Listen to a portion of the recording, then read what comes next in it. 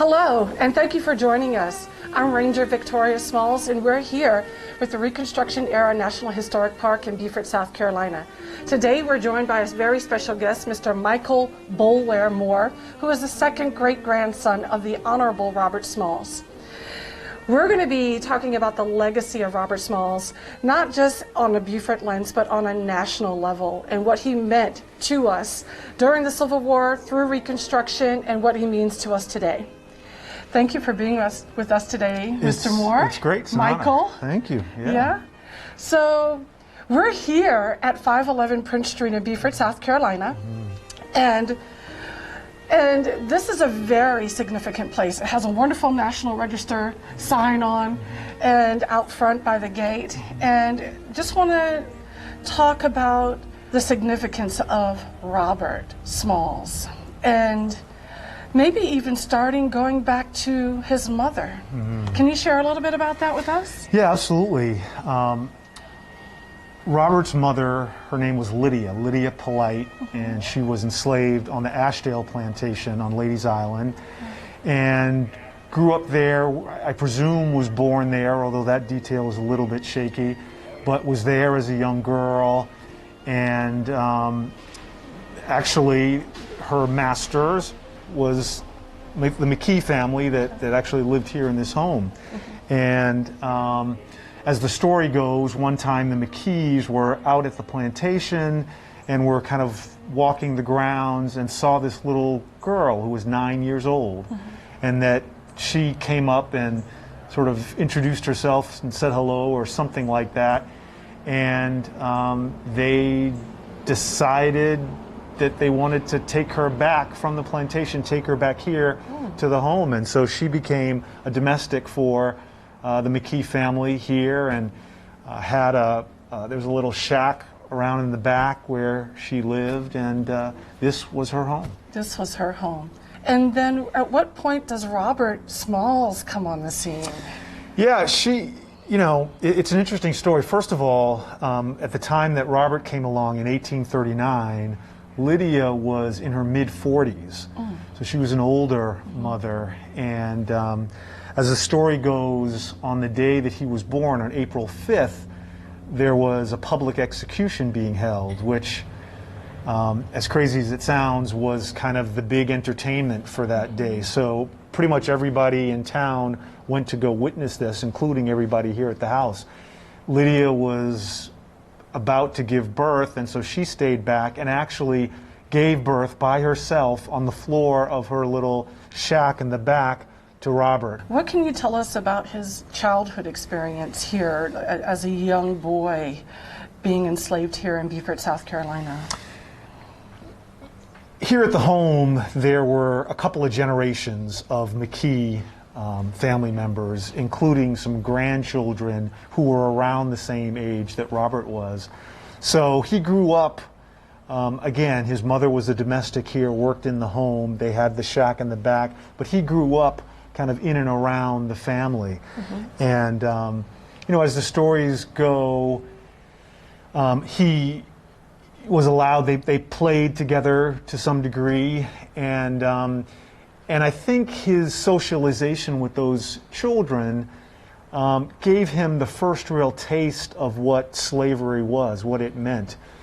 They would be out playing, and the bell or whistle or whatever for the curfew would blow, would ring. He would have to come in, and he was always, well, why do they get to stay out? Or even more profoundly, it really bothered him, hurt him, that he couldn't go to school like those children could. One of the things that it said, Lydia really thought that Robert didn't really understand the full extent of what slavery meant and what a world. He grew up in something of a bubble here, where he was, kind of protected from sort of outside influences to some degree, because she was the domestic here. She was able to, not only was Robert able to grow up with his mother. As we all know, slavery was a business, and at the earliest opportunity that young children could be monetized, could be sent to work, they were taken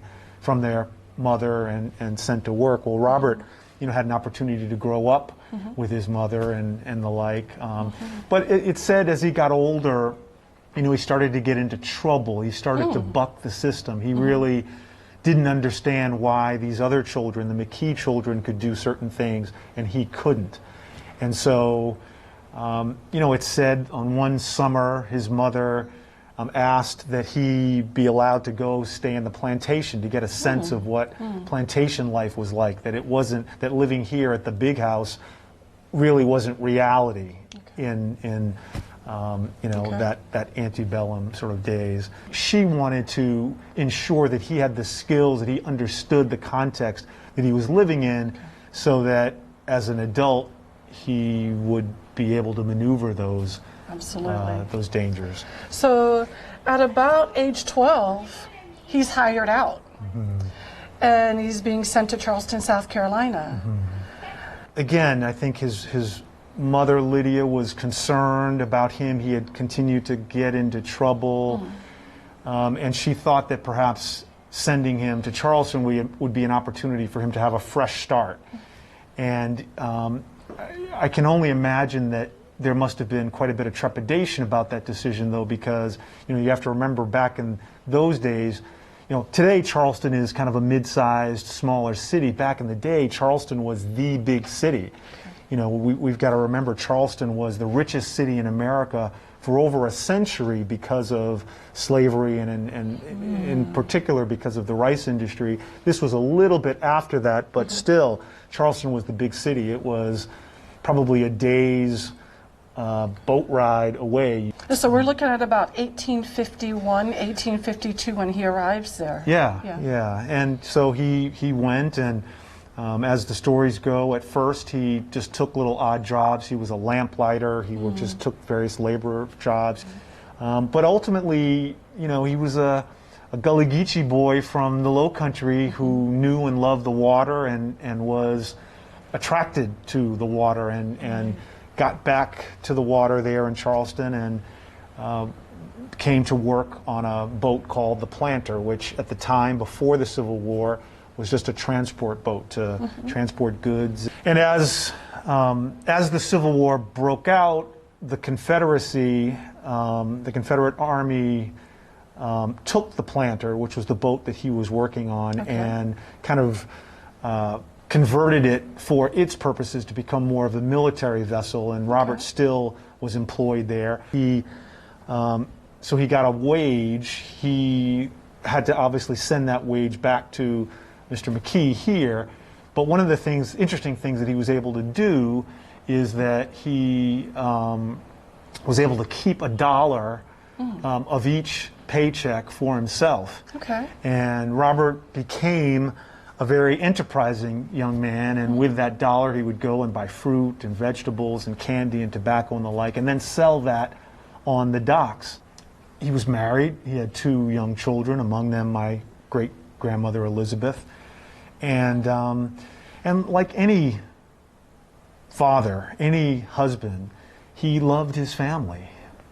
He wanted to protect them. He wanted to keep his family unit together.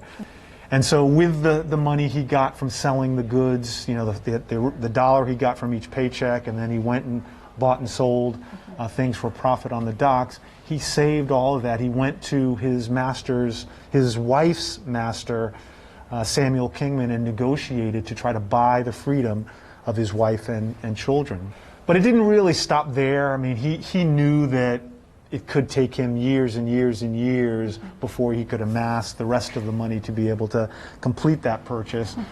And so, part of his duties, he became the pilot on the Planter. He was the one who actually sailed the boat, controlled the boat, piloted the boat.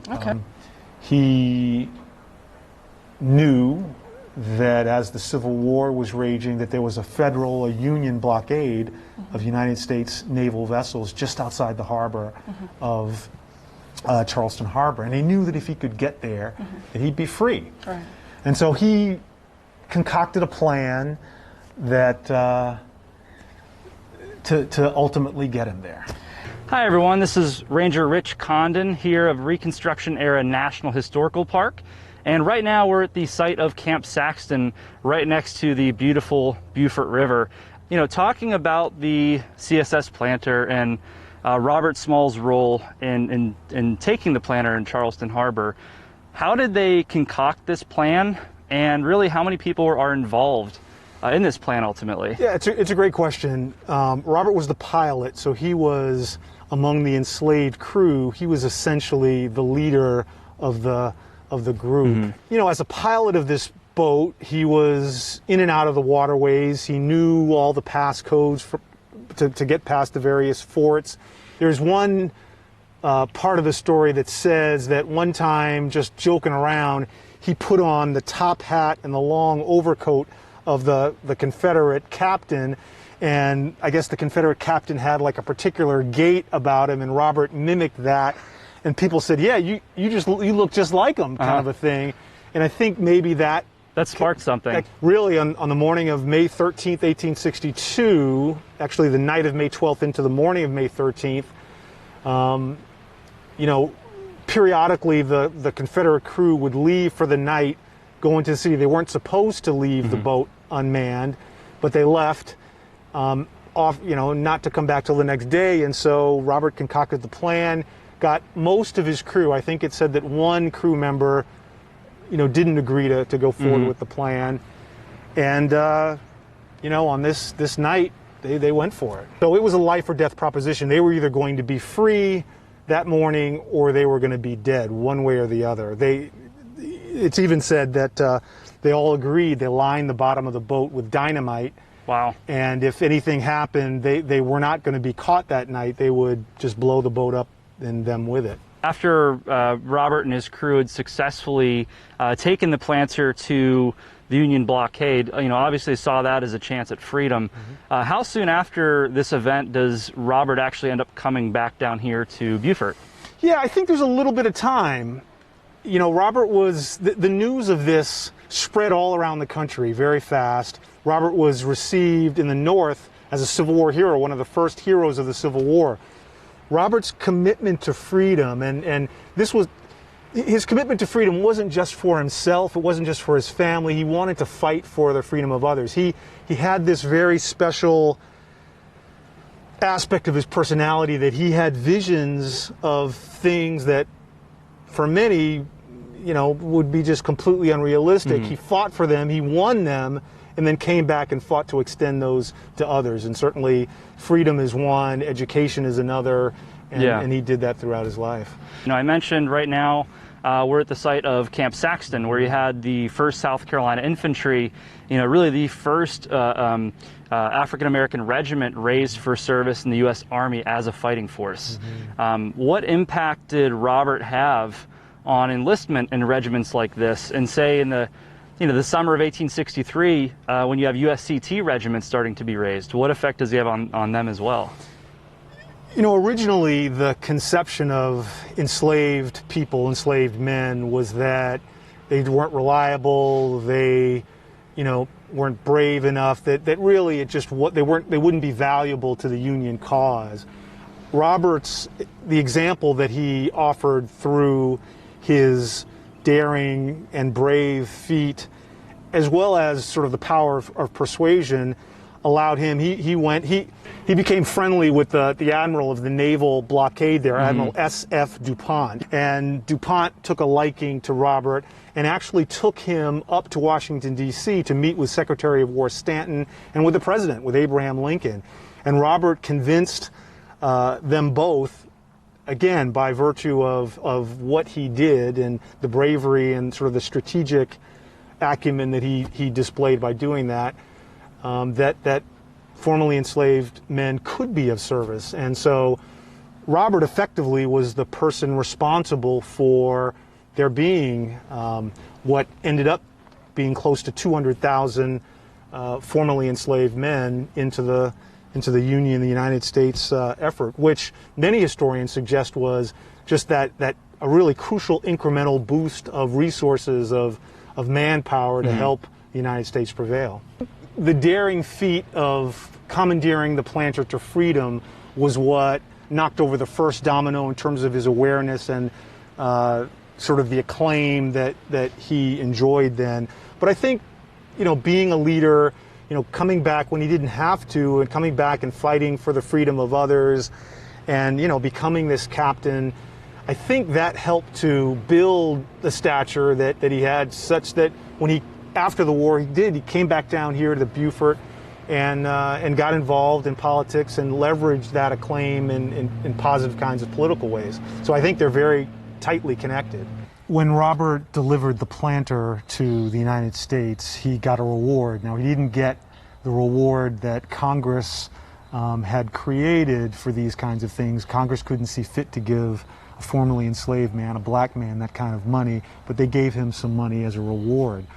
And one of the things that he did with that, the first thing he did, though, was he hired tutors. He had been prevented, as all enslaved people were, from learning how to read and write, from education. And so he hired tutors, met one at like 5 or 6 in the morning, one in the evening to teach him that. But one of the more profound things that he did was he actually came and bought this house, bought the house that he had been enslaved in. And there's some argument about this, but he may have even also bought the entire Ashdale plantation where he had been enslaved at. So I think, for me as his, great-great-grandson, I think there's real poetry in that. I think broadly, the idea of newly freed people during Reconstruction buying property, that was profoundly important. That was allowing formerly enslaved folks to have agency over their lives and creating wealth for them in a way that had obviously been prohibited prior to that, and Robert was very active with that as well. He had embarrassed the Confederacy, and there was, during the Civil War at least, there was a price on his head, and he was persona non grata. But after he came and he was a hero, and he wanted to get involved, he wanted to help. Education was really, just very, very important to him, and so as I mentioned, he hired tutors to teach himself, the various reading, writing, and arithmetic that he needed. He also sent his children. My great-grandmother was sent to a school up in Massachusetts, and not too many formerly enslaved African-American girls were probably being sent to prep school in those days, but went to a prep school in Massachusetts. But that wasn't enough. He came back. The first thing he did in getting involved in politics was to join the school board. And he advocated for the support of schools here, but then he was very quickly elected to the South Carolina legislature, to both houses, to the House and to the Senate. And he, from that body, wrote the legislation that created the first free statewide compulsory public school system here in South Carolina, but it was the first in the country. So in a lot of ways, he was the father of public school education. There were public schools in a variety of different places, but those were typically for, just exclusively for poor folks. This was statewide school system without regard to race or class, compulsory, and so it mirrors what we understand of public schools to this day. So now we're here at Brick Baptist Church here at the Penn School National Historic Landmark District, still within the Reconstruction era National Historical Park. Brick Baptist Church is going to be built in 1855 by the enslaved for the planters, but then also for the enslaved population to attend. This is also a very significant site for Penn School. This is going to be the second site or building utilized for Penn School from 1862 to 1865. Penn School is the first school for the formerly enslaved in the whole Confederate South.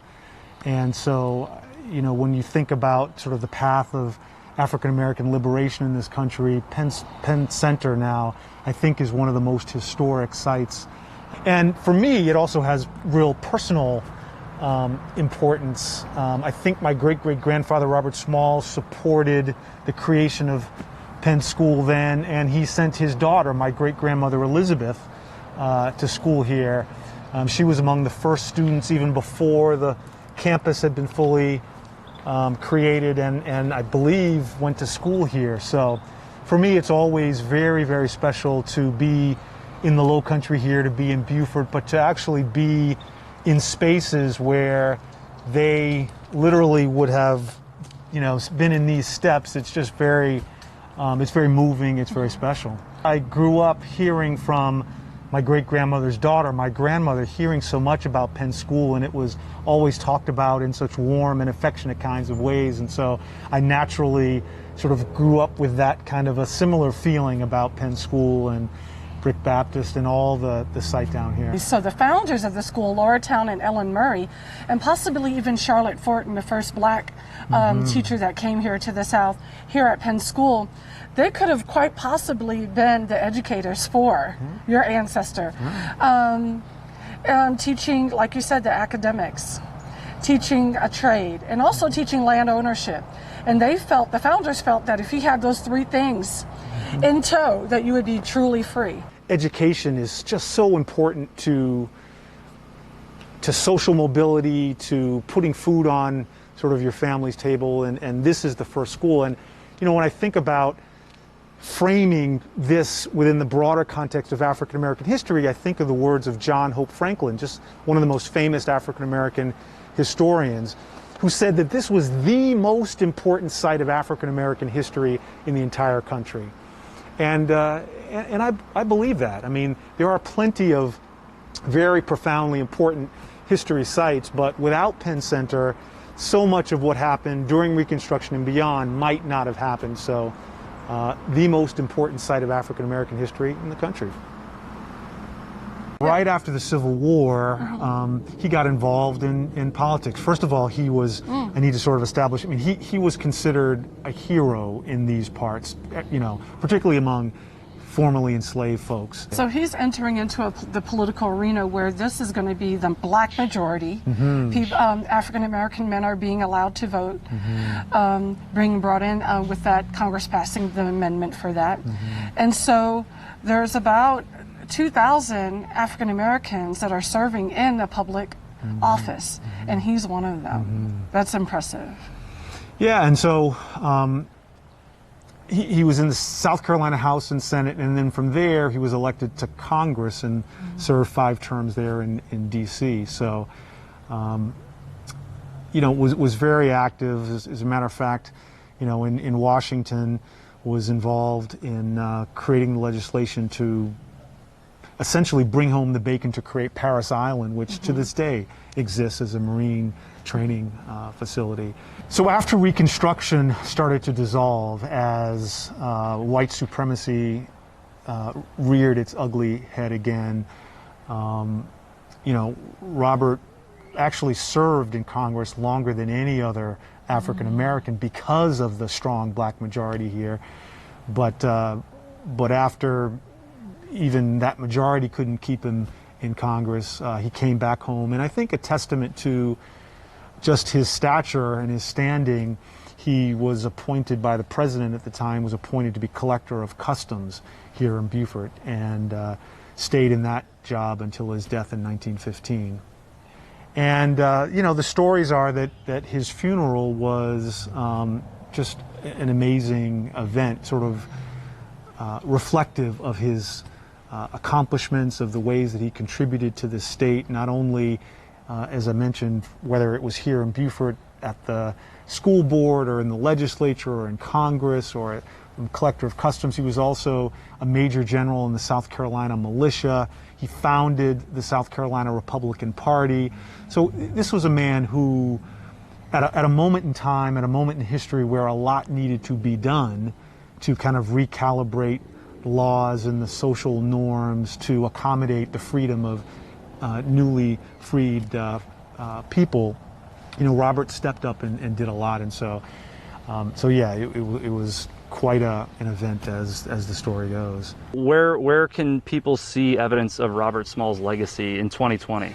Well, I'm quite pleased that President Obama, sort of on the tail end of his second term, created this multi-site monument to Reconstruction. I think this is a real living testament to the period of Reconstruction. Reconstruction is really one of the most, obviously I'm biased, but I think it's one of the really the most interesting and unique periods in American history. I mean, we go from a period where African Americans are considered chattel. They are considered beasts of burden like a donkey or a horse or something. And then in mere months, mere years, there are governors and senators and congressmen. And they are, because of their numbers, are driving the societies that they serve. So it's a fascinating period. And I think, you know, I have pleasantly, you know, I grew up starting in the 70s or so. You know, I'm a big reader. I would go to bookstores and always go to the little section where they have African-American books about African-American history. And, you know, every few years you'd read something and maybe there was a, you know, a little, you know, sort of paraphrase about something about Robert Smalls. Well, I think his awareness has really grown of late. Certainly as Reconstruction has become much more, the awareness of Reconstruction has grown in no small part to the work that you all are doing, but just in general. You know, one of his most famous quotes, "My race needs no special defense, for the past history of them in this country proves them to be the equal of anyone anywhere. All they need is an equal shot in the battle of life." And, you know, I think that kind of captures, you know, the essence of him as well.